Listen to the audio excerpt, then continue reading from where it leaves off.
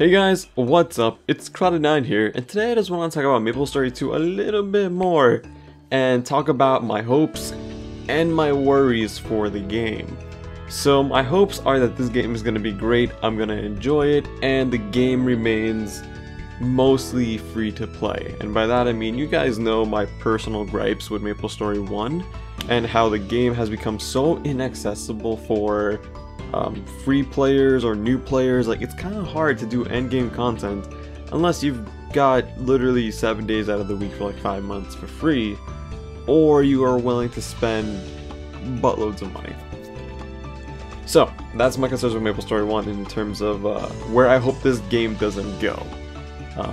My worries right now besides that are that in Korean MapleStory 2 the game is not doing too well. There was a lot of hype for the game when it came out. Wow, there was a lot of hype for the game when it came out in Korean MapleStory, well, in Korea, especially by global audiences, because the game actually had a large global player base, you know, myself included, because getting accounts for Korean games is a lot harder than what people know about or think about, and this was no exception. It was actually a very hard game to play when it came out. And my biggest concern is that that will happen in the West, where everyone will join for the hype, everyone will play for like a month, and then it slowly dies down to where it's almost not a fun game to play anymore. This is going to happen to any MMO on release, doesn't matter what game it is, what expansion it is. There will always be an incline in players or a spike in players for new content or a new game. And then after it releases for a while, or after it's been out for a little bit, player bases will either stop playing as much, switch to other games, or just realize it's not for them. And that's fine, that's reasonable. This game is definitely not for everybody. The art style is a lot cartoonier than even I anticipated on release. If you guys remember those super old MapleStory like cinematics from MapleStory 1 back in like 2005, 2006, everyone kind of anticipated the game to be like that, like more of a cel-shaded, no blocky aspect type of game. You know, having this voxel type of gameplay is not for everyone, and I can vouch for that. It's not the best art style, and it's kind of mimicking the whole Minecraft broadening pixels and voxels mentality. So keep doing what's good, right? But again, my concern is, will this game flourish after initial release? And I think if Nexon does what I've kind of been saying for many months now, focus on good social media, focus on good in-game content that could potentially be exclusive to the global audience.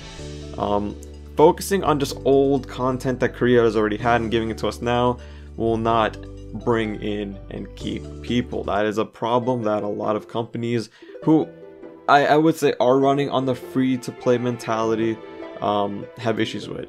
A lot of the games, because there's such a wide gap in content between global and Korea or Japan or whatever the game is originally from, hype will either increase, which it kind of did for this, but again, it's been about 3 years since this was announced in Korea, right? 4 years since it was announced, 3 years since there was a closed beta, and then 2.5 years.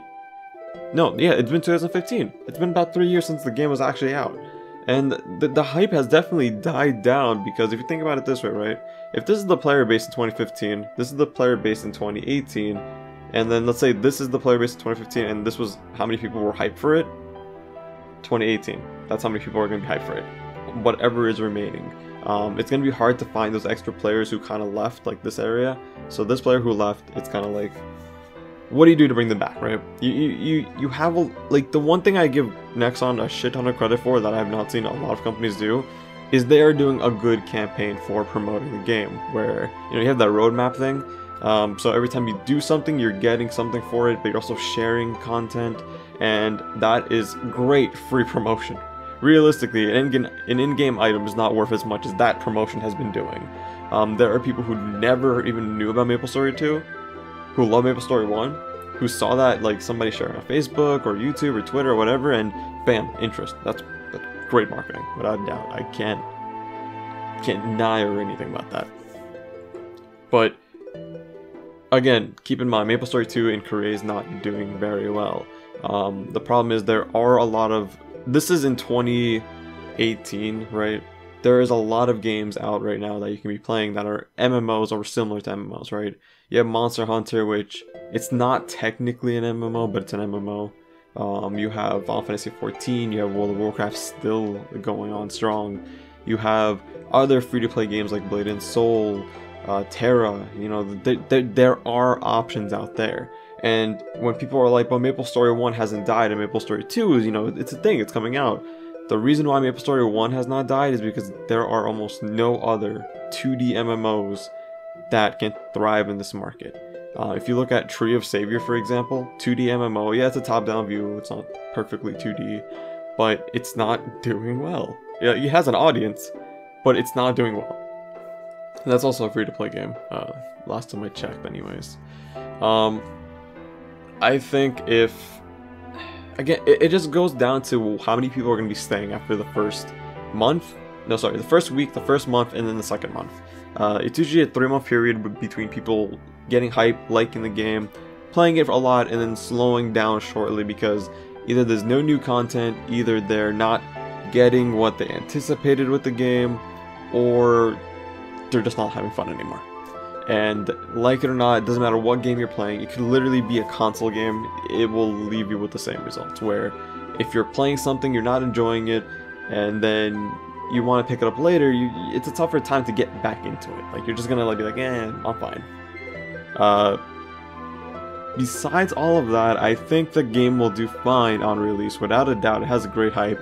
How many people will actually sign up and play is a whole different question, because it's only going to be closed beta in 2 weeks.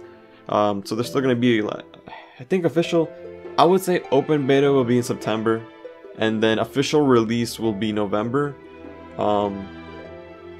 That would make sense, having May, giving them time to work on the game. Maybe open beta will be August, just so that it's not messing with the school, return to school for kids and students and whatever. Just so they can play in August. If they're gonna do it in September, it's a horrible idea. Do not make open beta in September. You will not get a large audience. There are people in school. They will play on their free time, but they won't be playing as much as August, where they'll have so much free time they can keep playing, get hooked on the game, and then keep playing in September. When you play in September, you're juggling between 2-3 things, and it's a lot tougher to enjoy a game most of the time. That's kind of it for my worries and doubts and whatever else for MapleStory 2. I'm excited, I'm hype, I'm ready to make videos again. Want to try new things out, want to try old things out that I think work better than my current format of not really uploading. You gotta remember, all I do is play League and Final Fantasy, and now I've been playing VR chat more. Boy, I bought a VR headset. I don't know what to do with this thing. Should I make VR chat videos? We shall see, maybe. I think that's it. If you have any questions, concerns, or if you want to add on to my little discussion here about what I'm worried about MapleStory 2 with, feel free to do it. I kind of want to do one more video about this kind of topic, hopefully tomorrow, where I'm the concern with MapleStory 2's, and even though I kind of gave my concerns, but maybe comparisons to other games, I feel like that's kind of important. The housing system is very similar to Final Fantasy 14, except this is kind of spread out the world, and then 14 it's more of an isolated location. How it's similar to MapleStory 1, just comparisons, I guess. But thanks for watching. Let me know what you guys are thinking, and what you think MapleStory 2 pros and cons are as of right now, and will the game flourish in 3 months? Comment it down below and tell me why you think it's gonna do well or do poorly. And yeah, thanks for watching me rumble jumble. I've been fucking. Thanks for watching me mumble for a good what is it now? 10 minutes? I can't see. I don't have my glasses on. All right, bye guys.